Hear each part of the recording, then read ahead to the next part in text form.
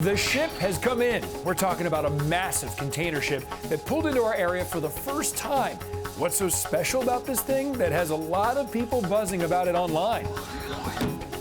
It'll be another pleasant May evening, but I'll show you where fog could develop by morning.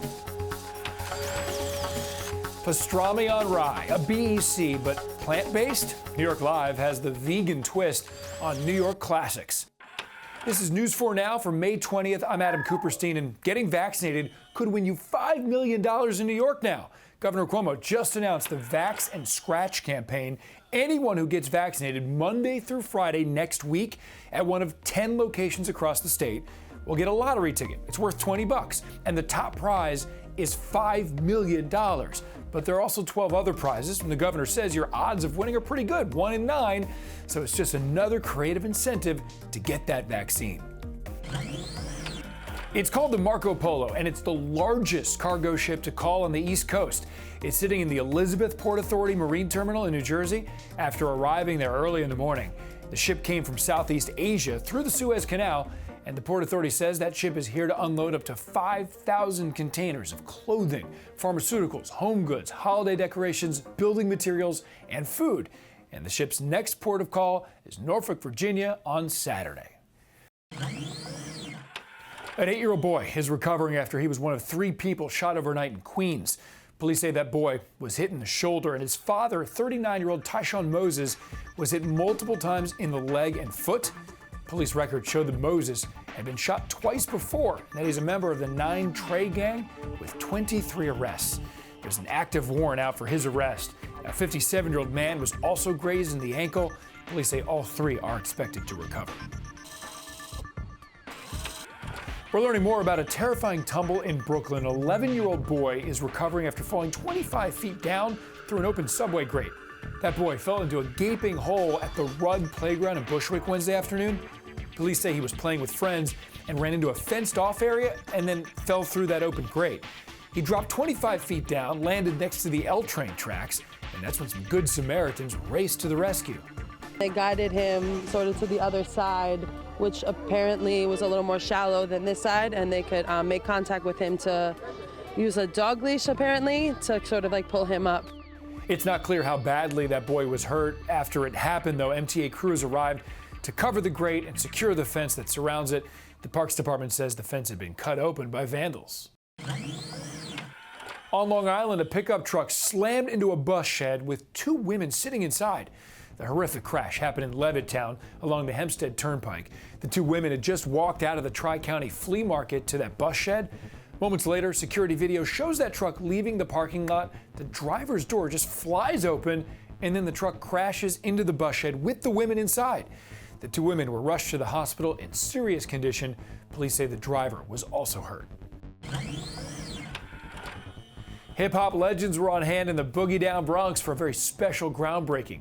LL Cool J, Lil Kim, Fat Joe, Grandmaster Flash, just some of the big names breaking ground at Bronx Point for the permanent home of the Universal Hip Hop Museum. The museum is part of a new project along the Harlem River that'll also provide hundreds of affordable housing units. It'll also include nearly 3 acres of open public space. Well, after the hottest day of the year, it cooled down a bit, but Maria, it really depends on where you live right now. It was a bit of a location today because of the change up in the wind direction. Yesterday out of the west, temperatures soared into the mid and upper 80s. Didn't have that today because of those east-southeast winds off a very cool ocean and a little bit of that air coming in from the northeast as opposed to the northwest. That flow continues even through tomorrow. Now the wind's not crazy, but just enough to kind of keep that low-level moisture, that low-level chill, especially along the coast, and that could impact visibility heading into early tomorrow, so maybe some patchy fog from Long Island, coastal Connecticut, and down the shore. Otherwise, pretty quiet, and that includes for the rest of the evening. Temperatures falling into the mid-60s by late tonight. It will stay dry. It'll stay dry through tomorrow morning as well, with winds out of the south about 5 to 10, down to 57 in the city. But it will be another day, while cooler than yesterday, closer to average for May. It's Ethiopian cuisine with a vegan spin, and that's not all. New York Live shows us the deli that's turning some New York staples into plant-based classics. No matter whether you're a longtime vegan, new to a plant-based life, or just wanting to try something new, I have 2 vegan spots that you absolutely must try. First up, Ross Plant-Based.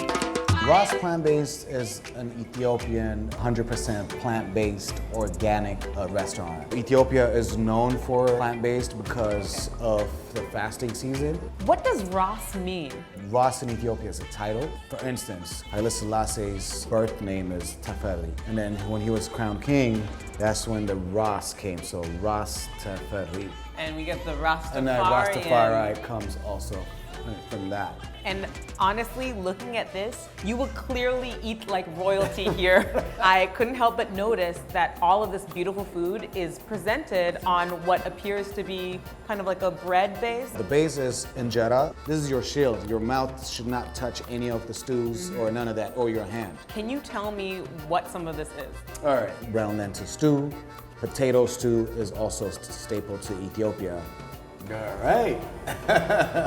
So good. And this is yellow split peas, which is also a staple. It's not that hard to be plant-based, right? It is not that difficult to be plant-based when you have great food like Right. this. Nora, I read that Orchard Grocer is a spin on a New York-style deli. Yes, we are an all-vegan deli and grocer here on the Lower East Side, not only for vegans, but for people who are vegan curious, veg curious. We want everyone to feel welcome. The consistency and the texture of this vegan pastrami is like pastrami. One of our most popular menu items is our bacon, egg, and cheese, served on a croissant with seitan bacon, just egg, scallions, and mayo. It tastes exactly like egg.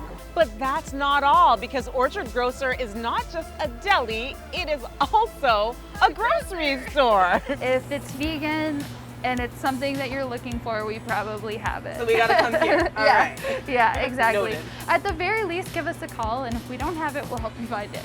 Nora, thank you so much for having us here. I've learned so many things, and I definitely have to come back and eat everything on the menu.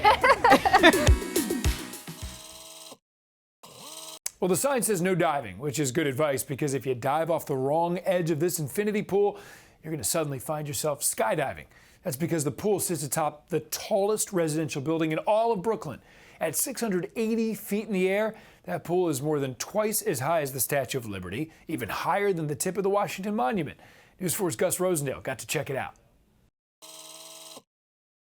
It's not large and it's not deep, but it's high, really high, 68 stories high. About 680 feet above ground, right in the heart of downtown Brooklyn. The developers of Brooklyn Point boasting this infinity pool is the highest one of its kind in the Western Hemisphere. The opportunity to put in an infinity pool that gives everyone not only the entire Manhattan skyline, but all the way up there to the 59th Street Bridge was an opportunity we couldn't pass up. Of course, views and amenities like these don't come cheap. Studios start here at $900,000, but there is a 25-year tax abatement. The building has more than 400 units. Occupancy started fall of 2020.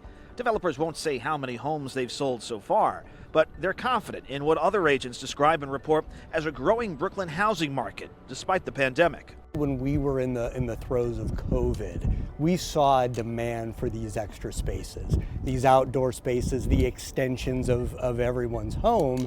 And now as we kind of appear to be moving out of this, we expect that to continue. The pool here opens in the next couple of weeks for residents. Hopefully nobody splashes too hard, or else it's look out below. In downtown Brooklyn, Gus Rosendale, News 4 New York. Thank you so much for joining us. We'll see you right back here tomorrow.